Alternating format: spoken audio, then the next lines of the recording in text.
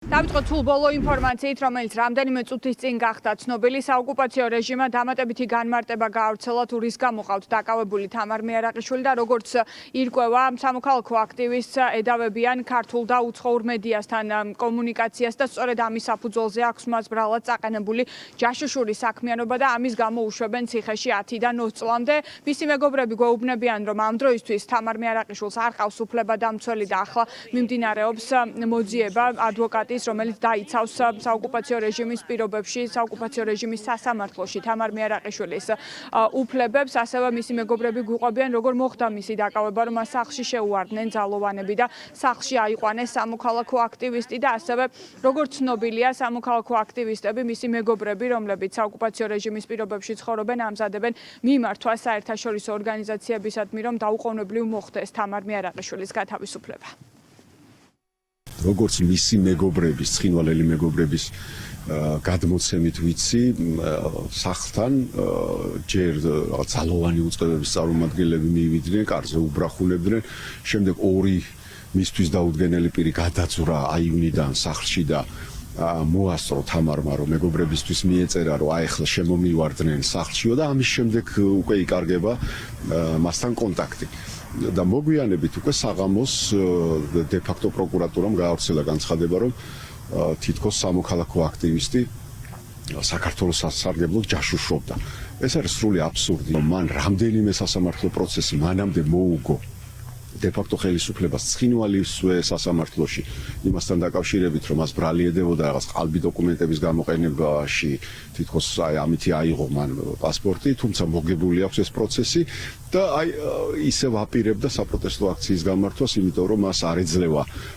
იქ გადაადგილების უფლება, არ აქვს პირადობის დამადასტურებელი დოკუმენტები, არ ეძლევა შრომის უფლება, ასე ვთქვათ, და ამის გამო აპირებდა პროტესტის დაწყებას და მოხდა ის, რაც მოხდა, ამხელდა ძირითადად იქაურ განუკითხაობას. ამიტომ მე მივიჩნევ, რომ ის არის პოლიტიკური ნიშნით დაკავებული, პოლიტპატიმარია ფაქტიურად დე-ფაქტო ხელისუფლებისა. და რას უნდა აკეთებდეს ამ დროს ქართული მხარე, სახელმწიფო უსაფრთხოების სამსახური, ყოფილი სახალხო დამცველი პირდაპირ ამბობს, რომ ამ დროისთვის სახელმწიფო უსაფრთხოების სამსახურს უკვე უნდა ჰყავდეს საქმის კურსში ჩაყენებული საერთაშორისო ორგანიზაციები, საერთაშორისო ინსტიტუტები და ასევე ხმამაღლა უნდა საუბრობდეს ადამიანის უფლებათა მასობრივ დარღვევაზე და უკანონო დაკავებაზე საქართველოს მოქალაქეების, რაც ამ დროისთვის ვიცით კი რეალურად არის ის, რომ სახელმწიფო უსაფრთხოების სამსახურმა მხოლოდ მედიის მიმართვის პასუხად გააჟღერა ის, რომ ისინი მუშაობენ ამ საკითხზე. სახელმწიფო უნდა ყოფილიყო პირველ რიგში ის, რომელიც საზოგადოებას ამცნობდა ფაქტის შესახებ, უკვე იქნებოდა განცხადებების გაკეთებული საქმეში საერთაშორისო ორგანიზაციები ჩართული და უკვე ხმამაღლა უნდა საუბრობდეს ქართველი აქტივისტის უფლებების შელახვის შესახებ. რომ ჩვენ აქამდე ვერ მოვისმინეთ მე ასეთი მსგავსი განცხადება. ვფიქრობ, რომ წელში ამოუვიდა საოკუპაციო რეჟიმს ის კრიტიკა, ის მცირე კრიტიკაც კი, რომელიც გაისმის რეგიონში განსაკუთრებით ახლა და მით უმეტეს უფრო მეტად, რომ სასაცილოა თამარს შეედაო ჯაშუშობაზე, როდესაც ის ასევე აკრიტიკებს ქართულ ხელისუფლებას, ქართულ მხარეს იმ გულგრილობის გამო, იმ შეიძლება ითქვას წლების განმავლობაში არაეფექტური პოლიტიკის გამო, რომელსაც ის ახორციელებს სწორედ კონკრეტულად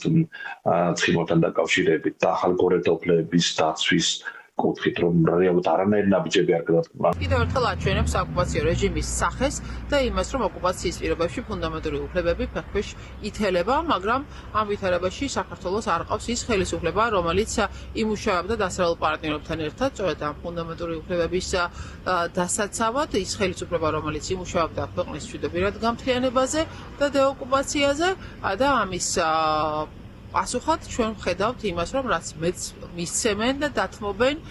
ქვეყნის ინტერესებს ოკუპანტის სასარგებლოდ, კიდევ უფრო მეტი საფრთხე და კიდევ უფრო მეტი უბედურება ელოდება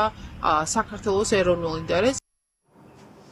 თამარ მეარაყიშვილი გუშინ მის საცხოვრებელ სახლში დღის პირველ ნახევარში სავარაუდოდ მაშინ დააკავეს, როდესაც ერგნეთში შეხვედრა მიმდინარეობდა. ამის შემდგომ უკვე დღის მეორე ნახევარში